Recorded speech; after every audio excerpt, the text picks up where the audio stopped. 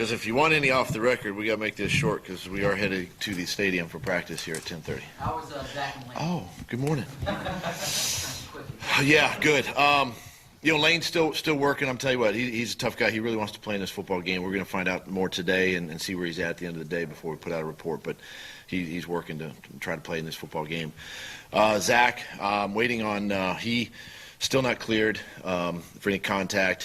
He will work a little bit on the side again, like he's done this week and stuff like that. But we're waiting on a few doctor results tomorrow, and if things go favorable, he'll play. If they don't, he won't.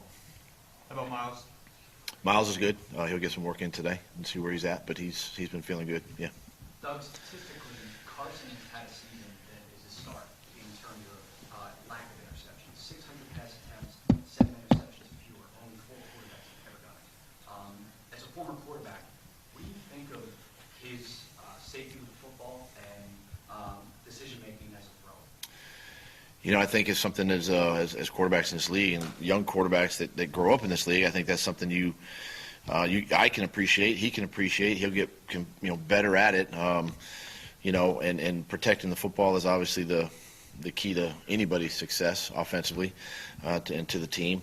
But that's what he's done. He's done a good job of that. Really protecting the ball and spreading the ball around and getting it out of his hand and doing the things that we've seen him have success with this season. And as a quarterback, former quarterback, to know that you got a guy that can protect the ball that way when you throw it as many times as we do, that's a positive. It allows you to keep putting the ball in the air. Good morning. Morning. Thanks for being on time. When we look back at the first Seahawks game, the turnovers, the uncertainty of right. Here we go. Turnovers. See, we just talked about turnovers. But when you look at that game, was it a good game plan offensively? Other than that, it was. I mean, we moved the ball. We did some things. I mean, our opening drive, we were right down in the red zone, and we settled for the 3 there. We had some opportunities, and just there were a few penalties, and then the right side of our offensive line, as you know, we kind of had to shift some guys there, so it kind of was unsettled. But I thought the game plan was good. Our execution was good. The turnovers was not so good. With Lane questionable in this game, how did you split reps with Big V between right guard and right tackle? Yeah. I mean, V's played right tackle, obviously, and he's played well. Pryor's played right guard, and he's played well, and he's filled in for Brandon when need be. So we're trying to keep that as consistent as we can at that spot. Doug,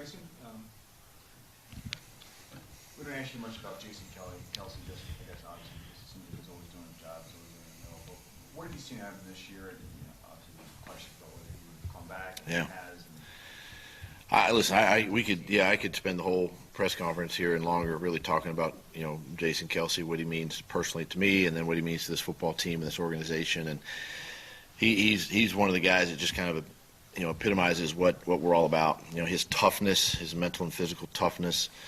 I think about the off season. He's one of the first guys back in the building within a few weeks after your season's over, back in the weight room. That's the type of guy he is. He's hungry for the next game, for the next opportunity, and that's just the way he is. That's the way he prepares during the week. He puts his body through the grind each and every week. He's so sharp mentally, on point with the game plan. He's just he's a center that I don't know if I've been around a center that can do the things athletically, number one, and then mentally, number two, that Kelsey does. It's pretty impressive. Doug, the Seahawks defensive numbers aren't great. I mean, sacks are down, red zone efficiency, things like that. But what does the tape show? Tape shows that this is a really good defense, and they do get after the passer. They're very disruptive. They don't have to necessarily hit the quarterback or sack him, but they can disrupt timing with throws and things of that nature. We know Clowney is a guy that can wreck a game. Obviously, he's very athletic. He's quick off the ball. Guys are big inside. We had a few issues in our first game, protecting Carson that way, and again, like I said, they can be disruptive, and that's something that shows up on tape. And then the back end is a group that they don't do a lot in the back end. A team that they can put pressure with their front 5, 6 at times, and then just allow their secondary guys to cover. I mean, it's just it's a solid group. It's a solid group, and it's another good test for our team. Hey, Doug, I got a little follow-up on Kelsey there. When you are going to have a moving part at right guard, whether it's Z or Matt Pryor, how much of a luxury is it to have a center like that from a mental standpoint that can help the guy next to him? Yeah, and it's all about the initial call from the center, whatever the play is, and then that right guard, if it's Pryor, listening and hearing that call and just doing his job. But it's nice to have that luxury. I want Kelsey to focus on his job, but obviously it starts with the communication with him, and then everybody else can kind of follow suit. But it is a little bit of comforting knowing that he can help out that way. Doug, spent some time talking to some of the younger guys in the locker room yesterday. For the most part, they talked about how the older guys, the veterans, were giving them messages about how to handle this playoff environment. What was some of that messaging, and what is your message to the young guys that are playing? I really don't get into their messaging. Whatever they do in the locker room is them, so I really can't answer that part of it. From my standpoint, addressing the team, we understand that this, number one, it's a playoff game, but I think we've kind of understood that here the last month of the season, that these games have all been kind of playoff games for us, and so that's why I think we're at least mentally prepared, for this opportunity, and now the physical part just has to take over on Sunday.